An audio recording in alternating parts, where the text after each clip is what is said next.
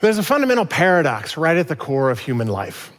On the one hand, decades of research has shown that we are highly social creatures who are made happier and healthier by reaching out and connecting with other people in the moments, the days, the weeks, the months, and the years of our lives.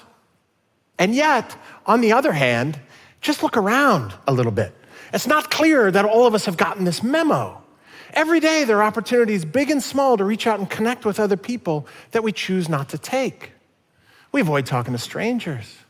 We lean back and type to each other rather than leaning in and talking to each other. Once talking, we stick to shallow talk, to small talk, rather than going deeper. We feel grateful but don't express it, want to reach out to offer support to someone in need but hold back. We'd like to be open and honest in our relationships, but all too often keep our true selves to ourselves.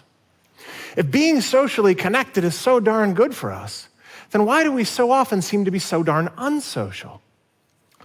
This paradox hit me like a freight train one morning while I was on an actual train, commuting into my office at the University of Chicago, where I work as a professor of behavioral science. That morning on the train began like every other I'd been on for years beforehand, all filing onto the train, everybody in a desperate search for their own little acreage of solitude right along the window. I think we'd have sat outside the train if that was possible. Heaven forbid you'd sit next to somebody and start a chit-chat. Of course, you creep. Or worse yet, somebody would come and sit down next to you, surely some kind of weirdo. But then there we all were, highly social creatures, made happier and healthier by connecting with other people, now sitting hip to hip with another perfectly reasonable human being. And what did we do for the next 30 to 45 minutes with each other? We chose to ignore each other. You could have heard a pin drop that morning. That morning, a woman who was about 15 to 20 years older than I was at the time sat down next to me, dressed professionally for work, and wearing just this fabulous, killer, stylish red hat. I'm never going to forget this red hat. I put other people in experiments for a living, but this morning I decided to put myself in an experiment and pay close attention to what happened. Instead of keeping to myself and doom scrolling on my phone or checking my email, I try to have a conversation with her, try to help us get to know each other a little bit, turn this 30-minute dull ride into something a little more interesting, turn a stranger into a momentary acquaintance. The second, though, I had that thought about that experiment, my brain started screaming at me all the reasons why this was a really, really bad idea. Clearly, she doesn't want to talk to you. Otherwise, she'd already be talking to you. She's going to think you're some kind of creep. You probably don't even have anything in common with her, and you got nothing to even start with, smarty pants. Whew. Nevertheless, I decided the experiment must continue, so I ignored that part of my brain. I turned to her, and I said, "Hi, my name's Nick. I love your hat. I have one just like it." Yeah, huh? Now look, I know that's not going to make its way into the Conversation Starter Hall of Fame, but it didn't seem to matter. She turned to me, a big smile, her face all lit up, almost like she looked like a different person.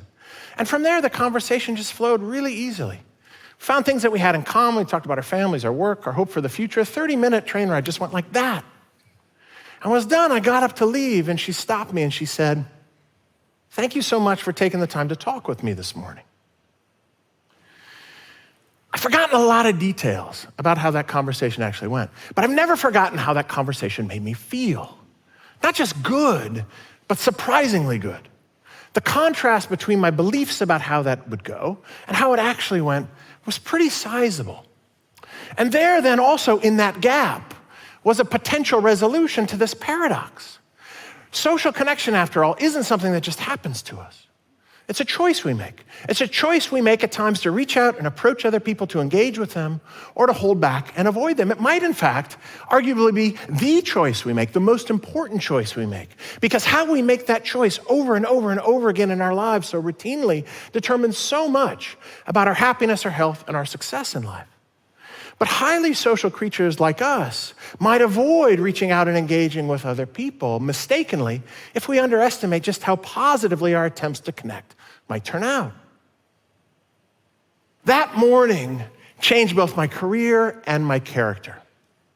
In my career, my collaborators, my wonderful collaborators, and I have now conducted well over 100 experiments with over 30,000 people of all ages and nationalities, and found that my tendency to be overly pessimistic is not unique to me. It's something we see over and over again in varying shades and magnitudes across different contexts that vary a little bit across people, but that consistent signal is there. In one of our very first experiments, we went back to a train station on the line that I ride into work every day, and we recruited a group of commuters, and we asked them to predict how they would feel on the train that morning if they kept to themselves in solitude, or if they turned to the person who sat next to them that morning and tried to have a conversation, tried to connect. The results here were crystal clear. People thought talking to a stranger was a really bad idea. They thought they would have a more pleasant experience that left them feeling happier if they kept to themselves in solitude than if they turned to the stranger to connect with them on the train. But when we recruited another sample of people and actually randomly assigned them in an experiment to either keep to themselves in solitude or to try to connect with a person sitting next to them, rather than just imagine it, to actually do it, we found exactly the opposite results. The people we had instructed randomly to keep to themselves that morning reported having a less pleasant and happy commute than those we asked to connect to the person sitting next to them. People's beliefs about social interaction here weren't just wrong, they were precisely backwards. But notice that if you believed that talking with a stranger would suck, you wouldn't try it, and then you'd never find out that you might be wrong about that. Pessimistic beliefs in that way are self-fulfilling. This little experiment was just the tip of a very large iceberg that came into view for us in many ensuing years. We've now seen this tendency to be overly pessimistic over and over and over again. We've now had, for instance, more than 4,500 people not just have conversations with a stranger, but to have deep conversations with a stranger, talking about things like, can you tell me what you're most grateful for in your life? Or can you tell me about one of the last times you cried in front of another person? So when I show people these questions in these experiments, I can feel just a sense of dread spreading over the room when I put these questions up on the board. Like people start eyeing the exits, wishing they hadn't come to this session today. But then when I actually put them into the experiments, the trouble that I have into the conversation, the trouble I have is getting them to come back. These conversations go much better than people expect that they will. This is also true when we have people who disagree about the most divisive political issues that divide us today, talk about those political agreements. Even those political disagreements, those conversations about political disagreement, go better than people expect them to. We find in our research that we have tremendous power to create meaningful social connection every day of our lives, but if we underestimate how positively our efforts to reach out and connect with someone will go, we won't use that power that we have. We see this tendency for misplaced pessimism also showing up beyond conversation. When we ask people to think of a compliment they could give to their friend and then actually deliver that compliment to their friend, they leave their friend feeling more uplifted than the complimenters imagine they will. When we ask people to express their gratitude to someone they love, they leave their recipients feeling even better than the expressors predict that they will.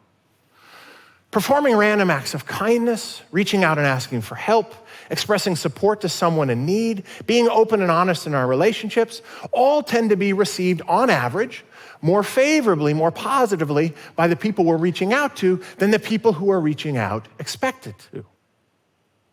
All right? How much more time would you spend reaching out to lift somebody up if you knew just how much good in that moment you could actually do? No research I've ever been involved with has changed the way I live my life more than this. My train rides are almost never silent anymore. I met amazing people on planes and in cabs. Even just walking around town is more pleasant for me, whether I'm on campus or work or in a grocery store, because I made a habit of walking around with my head up, smiling and saying hello to other people, and I get in return a lot more smiles and hellos when I'm walking around. When I feel grateful, I write a note and send it off. When I need help, I'm less reluctant to ask for it. When I know someone needs some support, I'm not as embarrassed to reach out and offer it, even if there's nothing I can do in that moment. It's made me a more open, friendlier person, and as a result, changed pretty much all of my relationships. I've turned countless strangers into friends, or into acquaintances at least, even if just for a moment. My friendships are better. I think my marriage is stronger. I think I'm a better father. These changes didn't happen to me overnight. They happen, of course, slowly over time, just like you move a mountain, not by pushing it all at once, but one shovelful at a time. The way you change how you approach other people happens slowly over time. One choice after another, one small choice. As you learn where your mistaken beliefs about other people might be holding you back needlessly, And then you develop habits that then just become part of your character and part of who you are. Overcoming my misplaced pessimism, though, has also affected how I've made some big choices that I have been a part of in my life, including when pain struck my family. So 10 years ago, my wife Jen was 3 months into a pregnancy when we learned that our daughter, who we had already named Sophie, had Down syndrome. And 3 months after that, we learned that our daughter had died before she could be born. Losing our daughter was horrible. It was absolutely horrible. And we mourned that loss for many months. Till one morning, Jen and I were talking, and she asked whether we could, whether we should, whether we might consider adopting a child with Down syndrome. And there it was, the choice. Do you reach out and connect with someone? Do you engage with them? Do you approach? Or do you hold back and avoid it? Jen and I had already adopted 2 children into our family, and so we had some sense of how this might go. But nevertheless, this choice caught me off guard. I wasn't there at that moment. My mind wasn't there yet. And so I had all the pessimistic fears that you might have when you think about connecting with a stranger or having a deep conversation with someone, except multiplied by 100 or 1,000. How well would this go? Would we be able to handle this? Would we be able to connect, to love, to parent this stranger we were bringing into our lives with all of these challenges that seemed to me at the time very hard and difficult? How would this child respond to us? My first thought was, I don't think we can do this. I'm not sure I can do this. But my second thought then started turning to my data, as researchers will tell you can happen. And I started thinking about thousands and thousands of data points of people underestimating the joys they would experience when they reach out to engage with, to connect with, to pull someone else close to them. And it gave me data-driven courage that, yeah, we can do this together. I happen to marry a superhero, too. We can do this together. And it won't just be good, I bet it'll be surprisingly good. And so about a year after that, Jen and I boarded a flight to China with our 4 other children, where we were going to meet Lindsay, 2 years old, born to a woman we will never meet, with big dark eyes and just a relentless smile, despite a really, really hard start in her life. We reached out to Lindsay, and Lindsay reached back to us. She's been bringing love and smiles like that into our lives for years since.